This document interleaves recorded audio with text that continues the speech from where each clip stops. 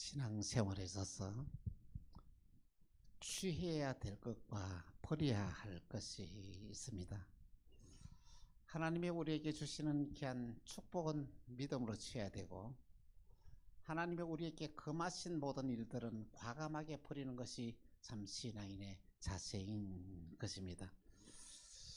여러분, 하나님이 우리에게 주시는 축복이 어마어마한데, 여러분은 얼마나 하나님이 주시는 축복을 내 것으로 만들어서 삶에 적용하며 누리고 살고 있습니까?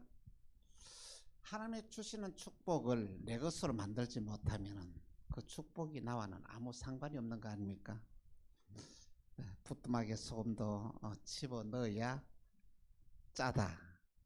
부뚜막에 소금도 음식에 넣어야 맛을 냅니다. 그냥 두면은 아무 의미가 없다는 말씀인 것입니다. 그렇습니다. 하나님이 우리에게 주시는 귀한 은혜가 어마어마한데, 우리가 하나님께서 우리에게 주시는 은혜를 무엇을 취해야 될까요? 하나님께서 주시는 은혜가 너무 놀랍습니다. 그리고 하나님은 저와 여러분에게 이 하나님의 말씀을 주셔서 오늘 저와 여러분도 하여금 축복의 삶을 살게 하셨다는 말씀인 것입니다. 이 하나님이 주시는 귀한 축복의 말씀의 씨앗을 내 마음에 받았어. 이것을 싹어나고 열매를 맺도록 우리가 성장할 수 있도록 우리의 삶이 그렇게 살아야 한다는 말씀인 것입니다. 그래서 저와 여러분의 축복의 삶을 살기 위해서는 내 마음을 옥토로 만들어야 합니다. 성경에 보니까 사람의 마음이 어떤 이들은 길짝밭과 같은 마음이 있다고 했습니다. 딱딱하니까 씨앗이 뿌려져도 이것은 싹이 나지 않아요. 또 어떤 이들은 돌짝 같은 마음이 있다고 말씀하고 있습니다. 이 돌이 많이 있기 때문에, 흙이기 때문에 뿌리를 내리지 못하고 말라 죽는다는 것입니다. 그리고 가시떨기에 떨어진 이 씨앗이 있다고 했습니다. 이것은 뭐냐면은 자랄 수가 없다는 거예요. 이 모든 가시가 얼마나 강한지 다 빨아먹으니까 곡식이 자라지 못하나, 좋은 땅에 떨어진 이 씨앗은 30배, 60배, 100배의 열매를 맺는다. 이렇게 우리에게 말씀을 하셨습니다. 그렇습니다. 하나님 오늘 주시는 이 축복을 우리가 믿음으로 받아들이기 위해서는 먼저 우리의 마음이 옥토가 되어야 된다는 것이죠. 여러분, 이 여름철에 되면은 막 소나기가 쏟아지지 않습니까? 그렇죠? 근데 여러분, 그릇을 딱 엎어놓으면 물이 한 방울도 바뀌지 않아요. 이 그릇을 바로 딱 세워놔야 물이 바뀝니다. 그리고 큰 그릇을 이렇게 준비하면은 물이 가득 많이 바뀌고, 적은 그릇을 준비하면 여러분 물이 조금밖에 바뀔 수가 없습니다. 이처럼 하나님이 주시는 축복이 어마어마한데, 오늘 저와 여러분들이 이 축복을 받을 수 있도록 마음의 문을 활짝 열어야 됩니다. 그리고 여러분의 축복이 적은 그릇에서 머물지 말고 점점 키워서 큰 그릇을 만들어야 됩니다. 그래야 하나님께서 우리에게 주시는 축복을 많이 담을 수 있지 않겠느냐는 것입니다. 그리고 신앙생활 하면서 우리가 버려야 될 것을 오늘 본문은 이렇게 말씀하고 있는데, 여러분, 먼저 우리가 악독과 기만을 버려야 합니다. 그리고 외식과 시기심을 버려야 합니다. 악독이라는 말은 마음이 흉악하고 독하다는 말이고, 기만이라는 말은 남을 속이는 귀한 행위를 말합니다. 외식은 나를 나타내고자 하는 말을 의미하고, 여러분, 시기심은 상대를 파괴하고자 하는 귀한 마음이라고 이렇게 말씀하고 있습니다. 오늘 저와 여러분에게 이 모든 나쁜 것들을 과감하게 버리시기 바랍니다. 그러고 난 다음에 우리는 어떻게 됩니까? 세상을 살아가면서 여러분, 서로 사랑하고, 서로 격려하고, 서로 위로하고, 할렐루야, 서로 축복하며 사시길 바랍니다. 하나님이 우리의 모든 죄를 용서하신 것 같이 여러분, 서로 허물이 있어도 덮어주고, 잘못이 있어도 여러분 그것을 받아주고, 이렇게 뭐냐면 화해하는 삶을 살아가는 것이 가장 아름다운 삶이다 하는 말씀입니다. 그렇게 살면은 하나님이 우리에게 주시는 엄청난 언약의 축복의 주인공이 될 수가 있습니다. 근데 오늘 이 시대에 우리가 삶을 살아보면은 정말로 하나님이 주신 이 신령한 축복을 누리고 살아가는 사람을 만나기가 너무 어렵습니다. 여러분 주위에서 어떻습니까? 하나님이 주시는 신령한 축복을 받아 누리는 사람이 여러분 있습니까? 그러면 여러분 참 복받은 사람입니다. 여러분이 복받는 비결이 쉽다는 것이죠. 왜냐하면 그 사람이 사는 방식대로 여러분 그대로 살면은 그 사람이 받는 복을 받게 되어 있다는 것이죠. 여러분 이 전등이 얼마나 여러분 우리에게 참 편리합니까? 그죠? 이걸 연구하는 얼마나 많은 실패를 거두고 어려움을 겪으면서 이 전기를 발명해냈습니다. 발명할 때는 힘들지만은 우리 전기를 너무 활용을 잘하지 않습니까?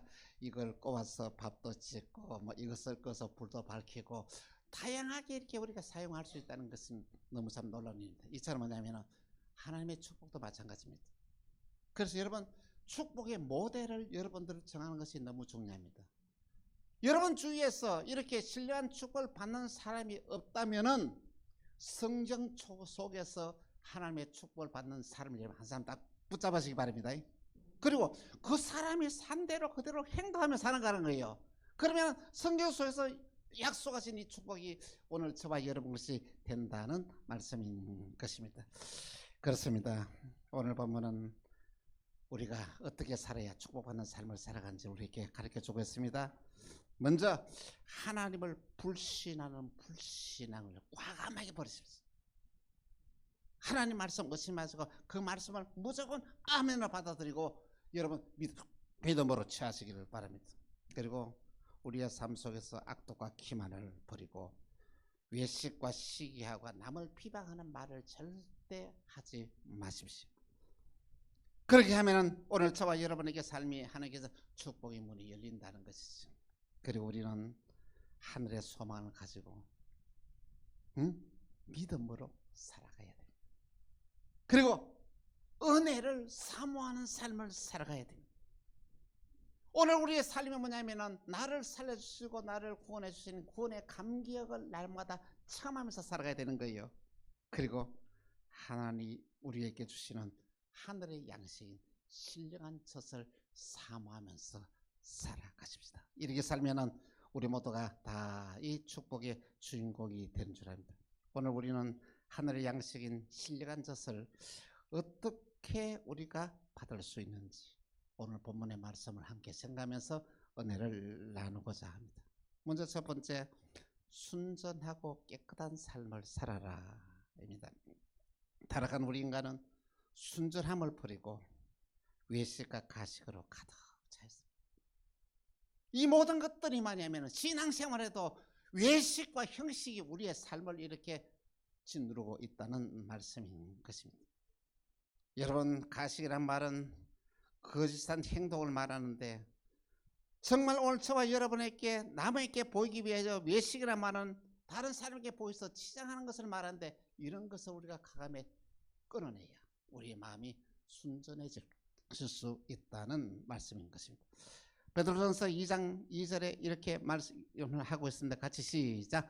갓난 아이들 같이 순전하고 신령한 젖을 사모하라.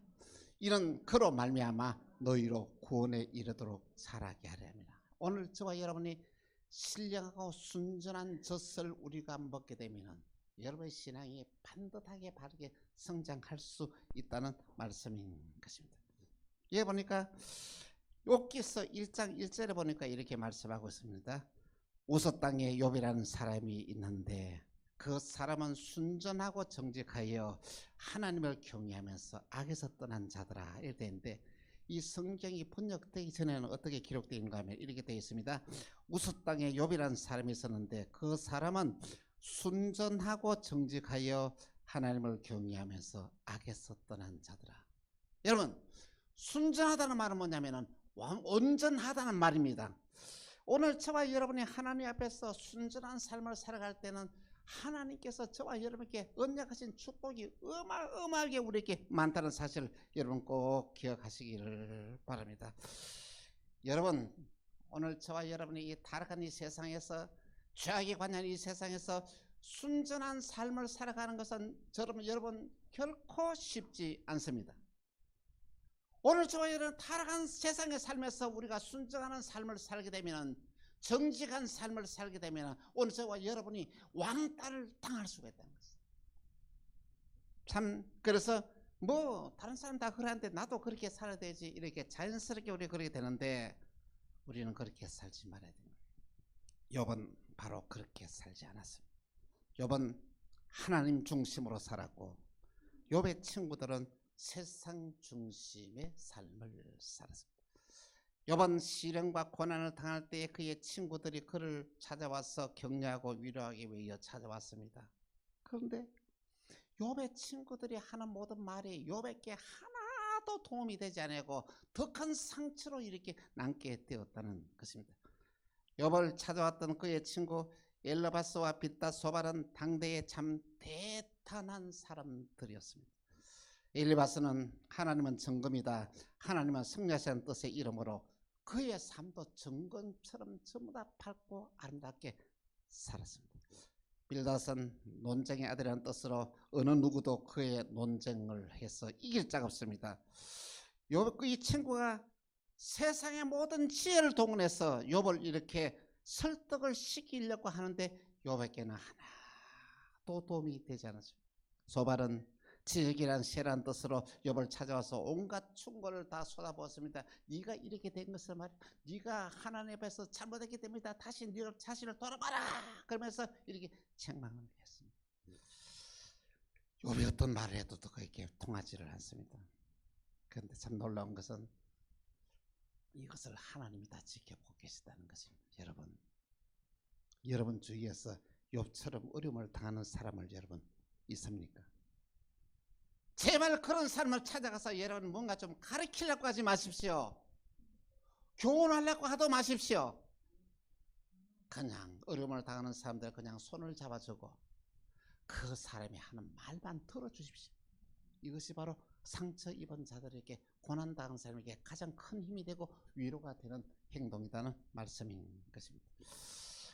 욥이 친구들에게 이렇게 막 말을 해도 듣지 않고 억울함을 당했을 때 하나님은 이 모습을 보시고 하나님이 찾아오셨습니다. 그래서 하나님이 찾아오셔서 이 욥의 친구들이 하는 말을 조목조목마다 이렇게 대변하시면서 순전하고 정직하게 살아가는 욥을 이렇게 변호해 주십니다. 그리고는 이렇게 합니다. 하나님 앞에서 그들에게 잘못을 지적하셔서 하나님은 욥에게 갑절의 복을 더해 주시는 줄 압니다. 그리고는 하나님은 욥의 친구들에게 이렇게 명령을 합니다. 욥기서 42장 7절에서 9절입니다. 한 절씩 교도합니다. 여호와께서 욥에게 이 말씀을 하신 후에 여호와께서 대만 사람 엘르바스에게 이르되 내가 너와 내 두 친구에게 노하노니 이는 너희가 나를 가리켜 말한 것이 내 종 욥의 말같이 옳지 못함이니라.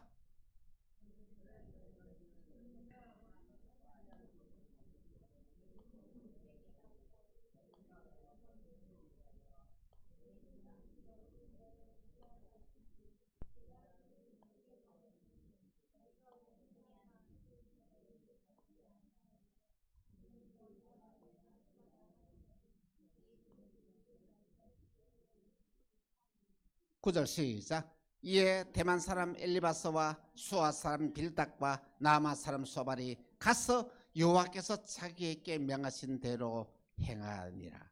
여호와께서 욥을 기쁘게 받으시다. 할렐루야. 욥이 승리했습니다. 사랑하는 성도 여러분, 우리도 욥처럼 가식을 버리고 한번 순전한 삶을 한번 살아보십시오. 남이 알아주지 못해도 하나님이 알아주면 됩니다. 우리가 하나님이 인정하시면은 하나님이 우리를 돌보십니다. 하나님이 우리를 높이는 사람은 그 어느 누구도 우리를 어떻게 할 수가 없습니다. 우리가 순전하고 깨끗한 삶을 살아갈 때 하나님은 우리에게 욥에게 주었던 축복을 주십니다. 하나님 저와 여러분을 높여주십니다. 그리고 갑절의 복을 더해 주십니다. 우리 모두 순전한 삶을 살아가는 저와 여러분 다 되시기를 주 예수 이름으로 축원합니다. 두 번째, 신령한 젖을 사모하는 삶입니다. 여러분, 가난 아이가 엄마의 품에서 젖 먹는 모습을 보셨습니까? 얼마나 편안합니까? 그 아이들 쳐다보면은 세상에 그 어떤 그 누구보다도 그것보다 행복한 사람이 어디에 있겠습니까? 그것보다도 만족하는 삶을 살아가는 사람이 누가 있겠습니까? 정말 세상의 모든 걸 다 얻은 아이같이 이렇게 평안함을 누리고 안정된 이 모습을 우리에게 보여주고 있습니다. 여러분, 오늘 저와 여러분이 하나님이 주시는 이 신령한 젖을 먹게 되면은 오늘 저와 여러분도 그렇게 살 수가 있습니다. 응? 신령한 젖을 먹게 되면은 오늘 저와 여러분들에게 뭐야? 은혜로운 삶을 살 수 있고 축복된 삶을 살 수 있고 위대한 삶을 살 수 있는 놀라운 능력이 이 신령한 젖에 있다는 말씀인 것입니다. 그러면 이 신령한 젖은 무엇을 상징하느냐는 것입니다. 먼저 신령한 젖은 하나님이 우리에게 주신 은혜입니다. 여러분, 하나님이 주신 이 은혜를 사모하십시오. 이 은혜는 사모하는 자가 받습니다. 이 자리에서 여러분 똑같이 예배를 드리지만은 사모하는 자에게 하나님께서는 은혜를 더해 주신다는 말씀인 것입니다.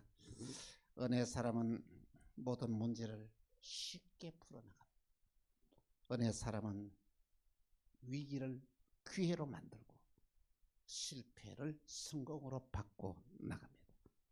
또한 은혜의 사람은 절망을 희망으로 바꿉니다. 오늘 저와 여러분들의 하나님의 은혜가 임하게 되면은 세상 살아가면서 모든 불가능한 모든 일들을 가능하게 만드는 놀라우신 기적의 역사를 체험하면서 살아가게 되는 줄 압니다. 놀라운 것은 이 은혜는 하나님이 우리에게 주신 선물이라고 이렇게 말씀하고 있습니다. 에베소서 2장 7절에서 8절입니다. 같이 시작. 이런 그리스도 예수 안에서 우리에게 자비하심으로써 그 은혜의 지극히 풍성함을 오는 여러 세대에 나타내려 하심이라. 8절. 자, 시작. 너희는 그 은혜에 의해서 믿음으로 말미암아 구원을 받았으니 이것이 너희에게 난 것이 아니요 하나님의 선물이. 할렐루야. 은혜가 뭐라고요? 하나님의 선물. 우리는 이 은혜로 우리가 구원받았습니다. 은혜로 이날까지 살아왔습니다. 은혜 가운데서 우리는 반드시 승리한 삶을 살게 될 것입니다. 여러분, 은혜를 사모하는 여러분들 다 되기를 간곡히 부탁드립니다. 하나님의 은혜가 임하게 되면 여러분 걱정할 것 없습니다. 여러분 그 어떤 위기에서도 이길 수가 있습니다. 여러분 승리한 삶을 살 수 있습니다. 하나님의 은혜를 사모하는 여러분이 되기를 간곡히 부탁을 드립니다. 또한 신령한 젖이 있으면 하나님의 말씀이 신령한 젖입니다. 여러분 이 하나님의 말씀을 여러분 어떻게 대합니까? 여러분 설교 말씀을 들을 때 여러분 어떻게 듣습니까? 하나님의 말씀을 하나님의 말씀으로 받아들입니다. 성경을 읽을 때 여러분 어떻습니까? 하나님의 말씀이 돼. 이것이 뭐냐면 이 말씀 자체가 하나님이라는 것을 알아야 됩니다. 요한복음 1장 1절입니다. 시작. 태초에 말씀이 계시니라.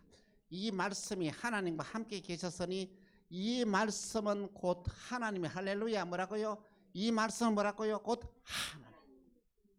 이 하나님의 말씀이 우리의 삶을 드시게 되면 하나님이 나를 다스리고 지배하는 것이 된다는 말씀인 것입니다.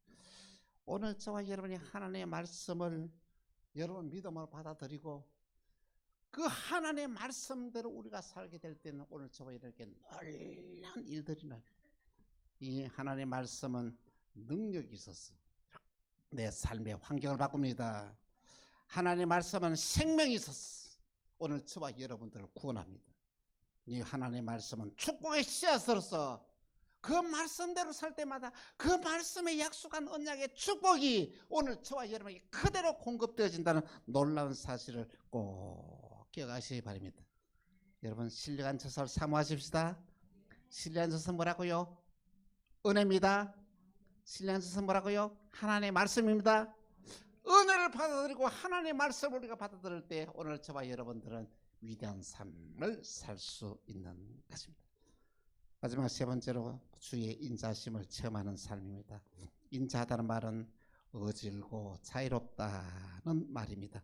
베드로전서 2장 3절에 이렇게 말씀합니다. 같이 시작. 너희가 주의 인자심을 맛보았으면 그리하라. 할렐루야. 오늘 저와 여러분들이 주의 인자심을 체험하면서 살라는 말씀인 것입니다.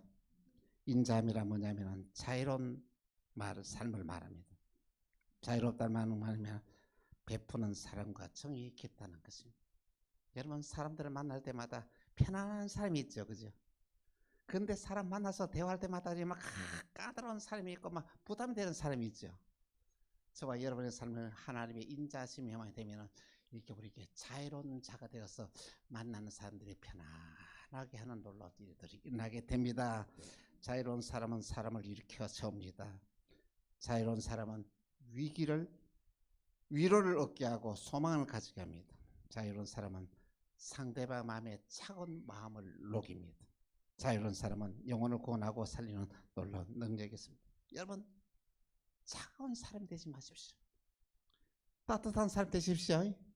누구를 만날 때마다 정이 통하고 사랑이 넘치는 여러분들이 다 되기를 간곡히 부탁을 드립니다.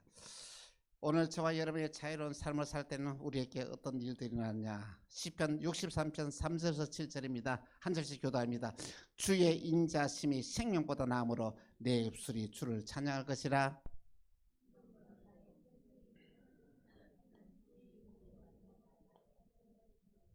골수와 기름진 것을 먹은 것 같이 나의 영혼이 만족할 것이라. 나의 입이 기쁜 입술로 주를 찬송하되.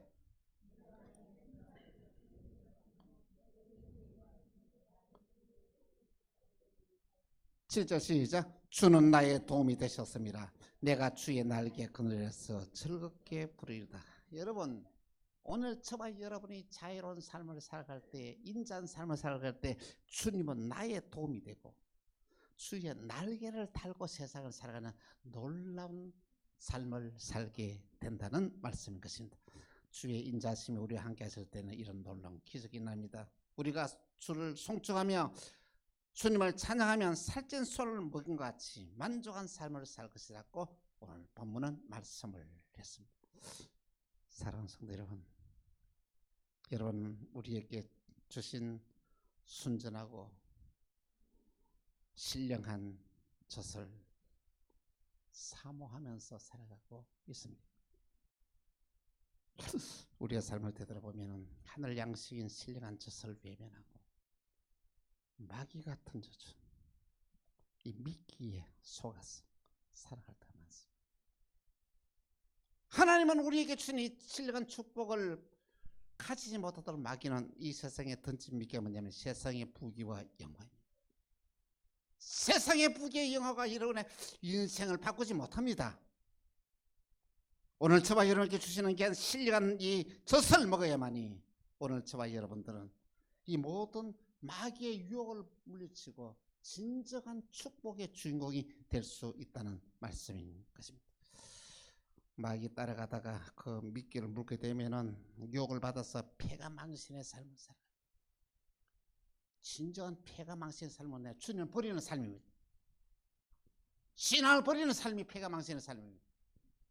진정으로 신령한 젖을 우리가 사모하는 저와 여러분 다 되기를 바랍니다. 우리는 정신을 차려야 됩니다.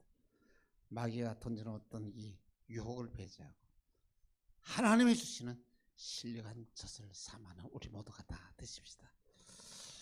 우리는 하나님의 은혜를 사모하는 삶을 살아야 됩니다. 주님, 은혜를 주십시오.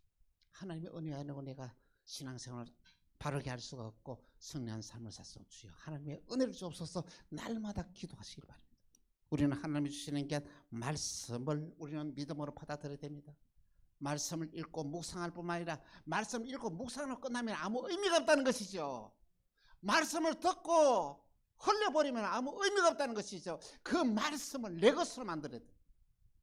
그 말씀을 내 것으로 만드는 게 뭐냐? 그 말씀대로 우리가 삶으로 옮긴다는 말씀인 것입니다.